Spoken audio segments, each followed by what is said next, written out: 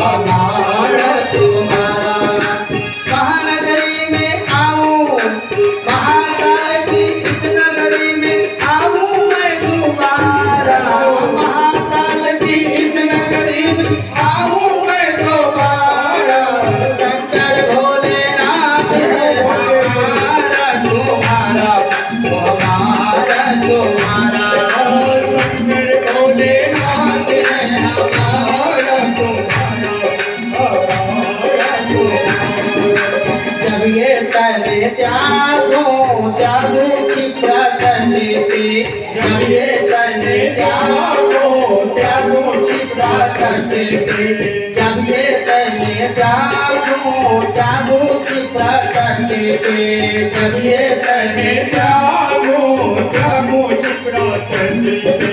कितना करना स्वामी धूल चढ़े मरघटे पे, कितना करना स्वामी धूल चढ़े मरघटे पे। तेरी भस्मी चढ़े आप पे हो सिंगार हमारा, तेरी भस्मी चढ़े आप पर हो सिंगार तुम्हारा। शंकर भोलेनाथ है हमारा तुम्हारा, हमारा तुम्हारा।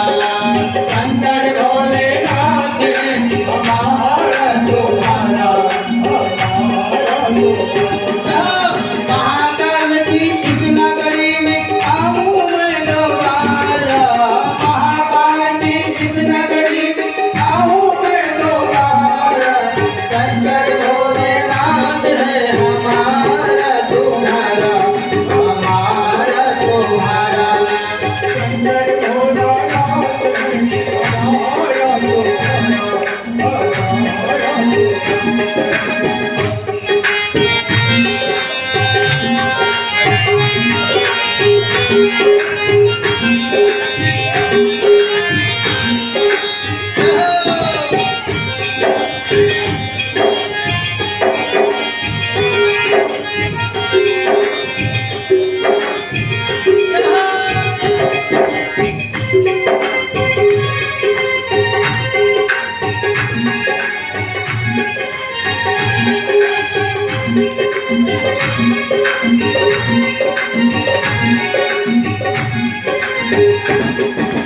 जय भोले भंडारी, जय गौरा त्रिपुरारी।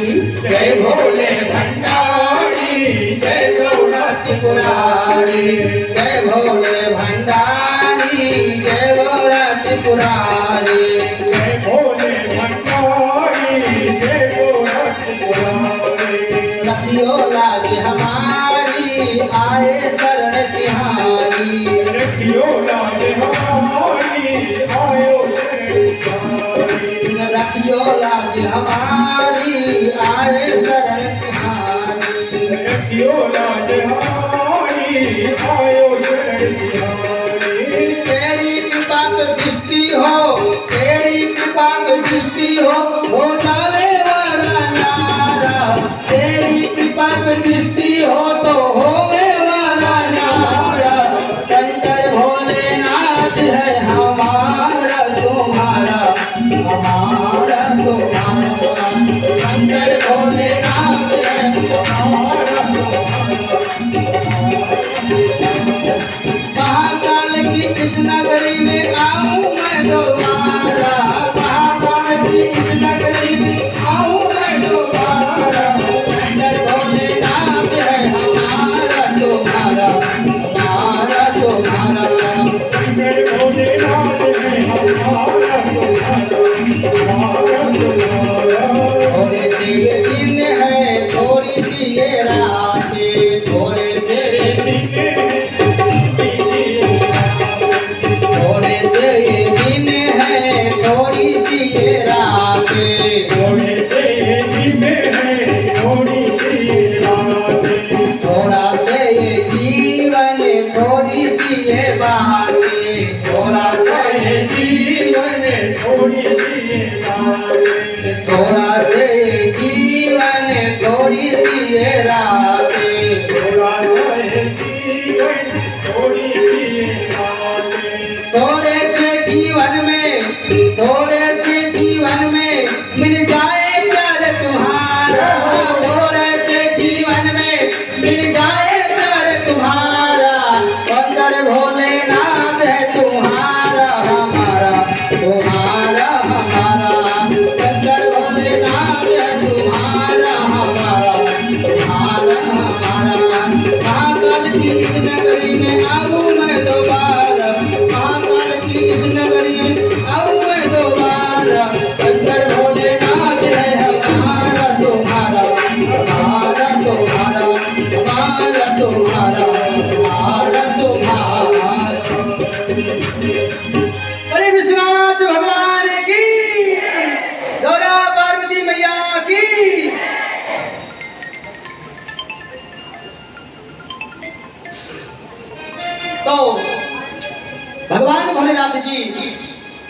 के बारे में उन्होंने बताया और तीर्थ के बारे में बताने के बाद कहा जितना भी हो सके वेदोक्त मंत्र के साथ में खूब उच्चारण करें और वेद का अध्ययन करें।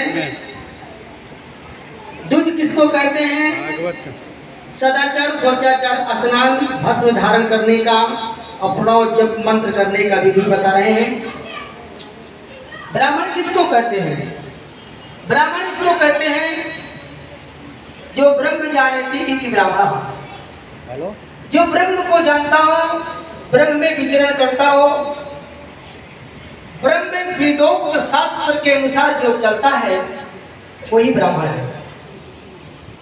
जिसके अंदर 9 गुण हो, ऋजित पिस्म संतुष्टा क्षमाशीलो जितेंद्रिया दाता ज्ञानी दयालुचा ब्राह्मणो 9 भेद गुणा। जिसके 9 गुण होते हैं वही ब्राह्मण है और वही द्विज है।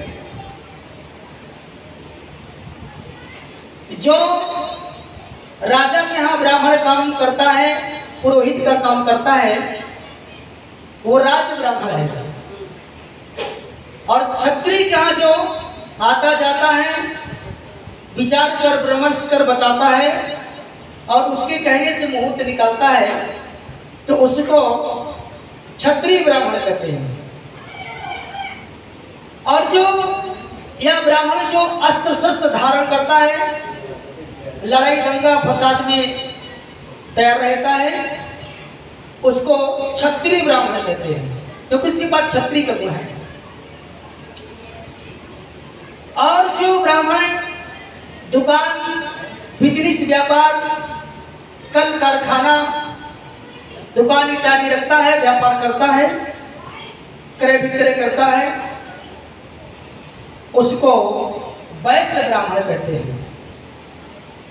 और जो ब्राह्मण अपनी खेती को अपने से खुद जोतता है, ट्रैक्टर से या हल से या ऊंट से या डांगर से, भैंस की जो बच्चा का डांगर बड़ा हो जाता है, उसे जो खुद जोतता है, अपने खेती बाड़ी करता है, उसको शूद्र ब्राह्मण बोलते हैं। शिव पुराण में ये लिखा है, उसको जो है शूद्र ब्राह्मण बोलते हैं। इसके बाद शौच के बारे में कहा, मनुष्य को यदि शौच क्रिया में वो उत्तिष्ठ रहता है, अपवित्र नहीं रहता, दिशा मैदान जाता है, टॉयलेट जाता है, तो पहले तो हो सके मिट्टी से हाथ को धोवें। हाथ की सिद्धि होती है, जब आप टॉयलेट होकर आइए तो दोनों हाथ को मिला करके 7 बार मिट्टी से हाथ धोना चाहिए। 7 बार मिट्टी से हाथ धोएंगे तो चौथे दिन आपकी नाली जाम हो जाएगी। दिल्ली में समझ गए ना? ये तो हम लोगों की मैं जब बचपन में था, 14-15 साल का था, तो सब मुझको बताया गया ये सब चीजें। 7 बार जो है मिट्टी हाथ में डाल करके ऐसे ऐसे करिए, 7 बार, 1 फिर 2 फिर पानी डाल, फिर पानी डाल, 3 फिर मतलब 7 बार, ठीक। अब फिर मिट्टी 7 बार हो गया। उसके बाद अब पैर में जो है, नदी थी, गंगा नदी थी, मंदाकिनी किनारे, सरयू किनारे हम लोग रहते थे, तो 7 बार मिट्टी लेकर के पाँव को रगड़ते थे कि पानी कम से कम 10-12 बल्टी तो पानी उसी में चढ़ जाता था। तब तक में तो आप लोगों को टंकी खाली हो जाएगी। यह होगा कि बाबा को जल्दी से 11 से लिफाफा दो, चले यहाँ से नहीं हमारा, तो टंकी भी खाली हो जाएगी, नाली में तो जाम। उसके बाद 13 बार हाथ मिलाकर धोइए, मिट्टी को लेकर के 13 बार हाथ मिला करके उसे धोना चाहिए, ठीक। शुद्ध जी महाराज समकालीन ऋषियों से कहते हैं, जो मनुष्य पवित्र रहता है, वस्त्र को बदलता है, पवित्र रहता है, उसके घर में बीमारी ये सब नहीं आती है। और जो वैसे भी पवित्र रहता है तो कहते हैं कि उसके घर में रिद्धि सिद्धि सुख शांति आ जाती है। शिव पुराण में ये लिखा है कि पवित्रता को ज्यादा ध्यान देना। यदि आप केवल दूध पीकर घर में रहेंगे तो आपके आगे पीछे रिद्धि सिद्धि टहलने लग जाएगी। फलहार पाकर रहोगे, अन्न नहीं खाओगे तो आपको सिद्धि मिल जाएगी, आपकी वाक्य सिद्धि मिल जाएगी। लेकिन ये सब हो सके तो ये सब करिए, नहीं हो सके तो कोई बात नहीं। पर तीनों टाइम भगवान शिव जी की हो सके तो सुबह दोपहर शाम तीनों टाइम पूजा करें। और 3 टाइम नहीं कर सकते हैं तो सुबह भगवान शंकर जी का अभिषेक करिए, जल चढ़ाइए और वस्त्राभूषण चढ़ाइए, दीपक जलाइए, भोग लगाइए, नैवेद्य चढ़ाइए, 5 सुपारी चढ़ाकर पूजा आधी परिक्रमा करिए और पार्वती माता जी को दंडवत प्रणाम करके भोग लगा के फिर अपने घर जाइए। शाम के फिर दीपक जलाना चाहिए, शाम के जल नहीं डालना चाहिए, लिखा यह है। पर अब मंदिर में भी आप जो है ऐसे बोल दीजिए तो फिर बगल में डंडा भी रख लीजिए पंडित जी, क्योंकि वो आदमी फिर गुस्सा जाएगा, वो तो यही कहेगा कि कहाँ लिखा है। तुमसे बोलो श्री पुराण चल रही वहां सुनो जा करके तो समझ में आवे। शाम के दिन डूबने के बाद फिर जल से अभिषेक नहीं किया जाता। लेकिन यदि कोई अनुष्ठान किया है, अनुष्ठान यदि करने वाला है, शिवरात्रि के दिन तीनों पहर जल चढ़ता है, शाम के 5 बजे, फिर 12 बजे रात के भी, उसके बाद फिर सुबह 4 बजे भी, 3 बजे, फिर सुबह 8 बजे 4 प्रहर की पूजा होती है। उसमें छूट रहता है, रात दिन जल चढ़ाइए। पर अन्य दिन शाम की जब श्रृंगार हो जाए तब भी जल नहीं चढ़ाना चाहिए, ये विधान है। और इसमें ये लिखा है सन्यासी व्यक्ति को प्रतिदिन प्रातः काल उठ करके गायत्री मंत्र का कम से कम जो है उसको 10,000 जप करना चाहिए। और यदि 10,000 नहीं जप सकता है तो दूसरे दिन वो 20,000 जप करेगा।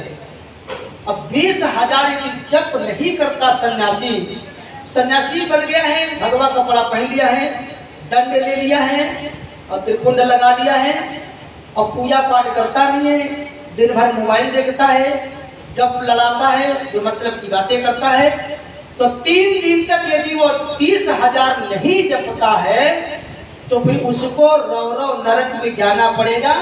ये ध्यान रखिए, शिव पुराण में लिखा है उसको फिर रौरव नरक जाना पड़ेगा, क्योंकि सन्यासी बनने के बाद फिर उसको काम धाम कुछ नहीं है, उसको केवल भजन करना है, पूजा करना है।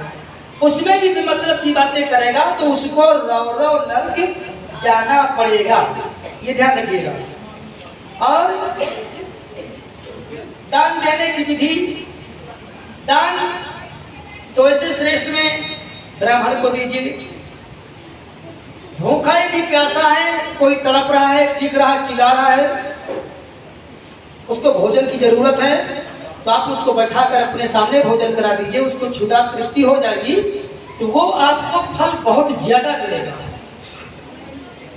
और दे दिए, वो बांध लेकर चला गया, पता नहीं क्या किया, बेच दिया, क्या किया क्या नहीं किया, वो भगवान ने। पर सामने भी खिला पिला दीजिए तो वो श्रेष्ठ ज्यादा है। ये दान की विधि है। गरीब कन्या को दे दो, आपकी 4 साड़ी है तो 1 साड़ी जो है आप किसी गरीब को दे दो।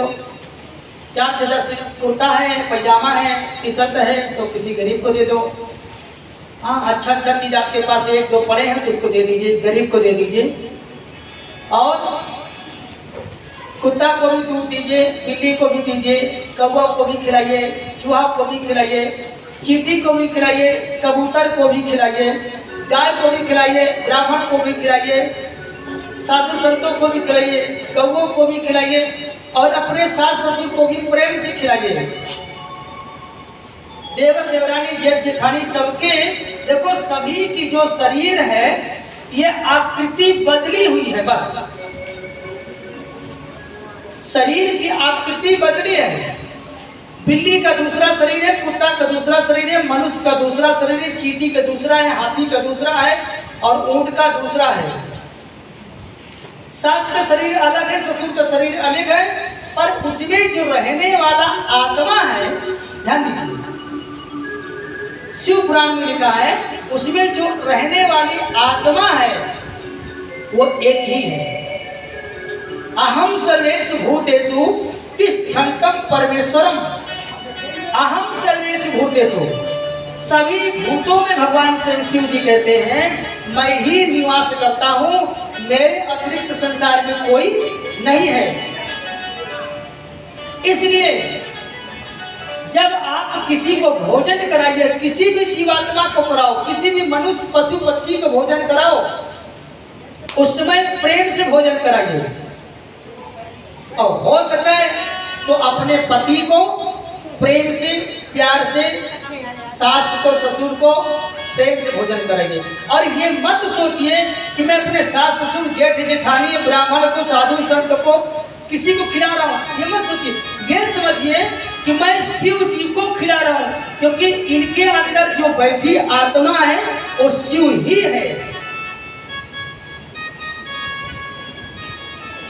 उस समय आप बड़े प्रेम से इसको खिलाइए, न ज्यादा उसको डांटिए, न ज्यादा फटकारिए।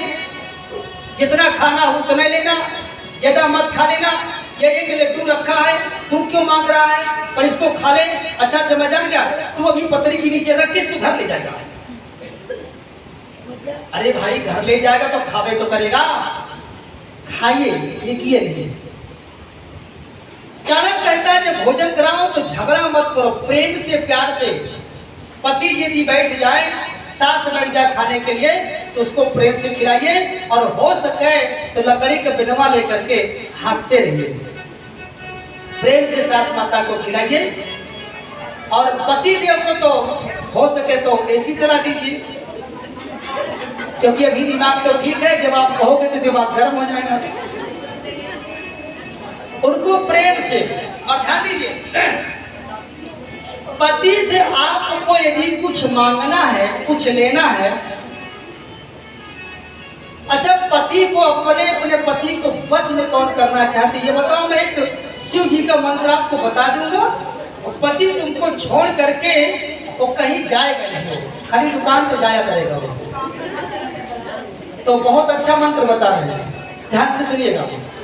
पति को बस में करना चाहते हो तो भगवान शंकर जी कहते हैं वो पति मेरा स्वरूप है।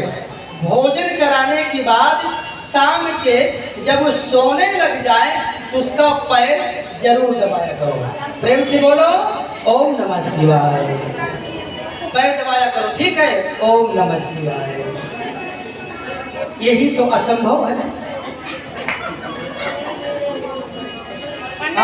पंडित जी ये कह दारू पीवे उस आदमी का क्या करा जाए? दारू पीवे तो देखो ऐसा है, आपने पहले कुछ कर्म जैसा बनाया था इसलिए वैसा पति आपको मिला है। दारू छुड़ाने के लिए तमाम सी दवा है। ओम नमः शिवाय जप करके भोजन रोज बनाया करो। रोज ओम नमः शिवाय जप करके भोजन बनाया करो। ओम नमः शिवाय जप करके चाय बनाया करो। और जब चाय पति को देने लग जाओ तो 7 बार ओम नमः शिवाय, ओम नमः शिवाय, ओम नमः शिवाय, ओम नमः शिवाय। ये देखना कि पति न देखने पाओ। वो कहीं ये बना रही, ये मंत्र थूक रही है, थूक रही है इसमें, तो हटा इसको, दूसरा का तू इसी को पी ले। पर वो जानने बहुत ध्यान दिए। ये ओम नमः शिवाय मंत्र पढ़ करके उसको फूक दिए, फिर उसको दे दीजिए। और भगवान से हे भोलेनाथ जी इसके दारू छूट जाए, अब मैं जो कहूँ वही किया करे बस। तो धीरे धीरे वो आपका कम से कम आपको ये कार्यक्रम 6 महीने तक करना पड़ेगा। तो वो धीरे धीरे आपकी दारू वो छोड़ देगा, ठीक है? प्रेम से बोलो ओम नमः शिवाय। ये दान की विधि है। और भोजन प्रसादी किसी को कराइए तो प्रेम से कराइए, झगड़ा तो कभी नहीं करना चाहिए, विशेषकर भोजन कराते समय। प्रेम से बोलो ओम नमः शिवाय। हाँ, अब शिवलिंग बनाने की प्रक्रिया क्या है, शिवलिंग बनाने का विधि क्या है?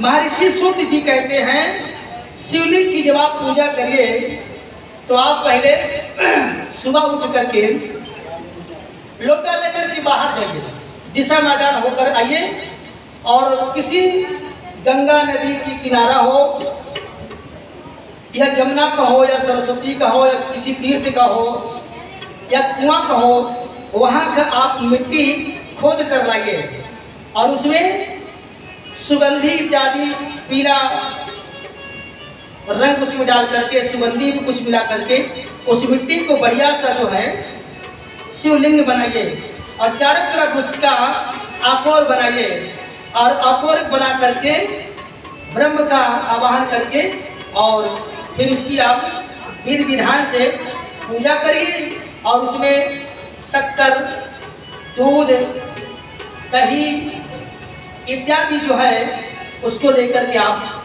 पूजा करिए। लेकिन ब्राह्मण को यदि शिवलिंग बनानी है तो उसको कौन सी मिट्टी चाहिए पार्थिव पूजा करने के लिए? ब्राह्मण को सफेद मिट्टी की शिवलिंग बनानी चाहिए। शिवलिंग सफेद मिट्टी की शिवलिंग बना करके ब्राह्मण पूजा करे। छत्री को लाल रंग की मिट्टी से बना करके पूजा करनी चाहिए। हाँ, अभी जो आप भस्मी लगा रहे हैं इसकी भी व्याख्या आएगी। भस्मी लगाने का क्या फल होता है? भस्मी लगाना चाहिए, पर माता जी भस्मी नहीं तो भस्मा लगा देती है। हाँ, भस्म लगाने का मतलब ये 2 अंगुल से, ये पूरी अंगुल नहीं होती है, उसकी 2 अंगुल से लेकर के यहाँ लगाइए और धीरे। माता जी ये 2 अंगुल से लगाने की विधि होती है। हाँ, इसमें हाँ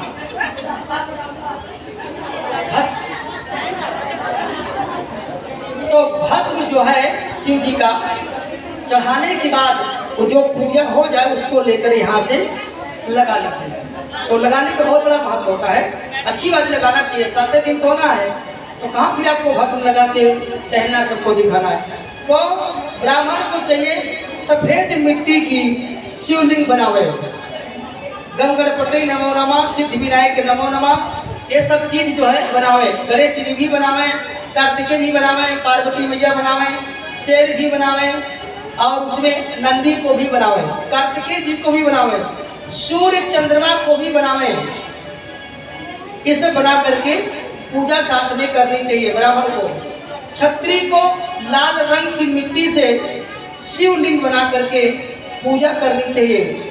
और वैश्य को यदि पूजा करनी है, शिवलिंग बना करके अभिषेक करना है, तो उसको पीली मिट्टी जहाँ मिले, पीली मिट्टी ला करके और उसको सान करके बढ़िया सा पहले कूट करके और पवित्र जल छिड़क करके उसको सान के फिर पीली मिट्टी से शिवलिंग बनावे।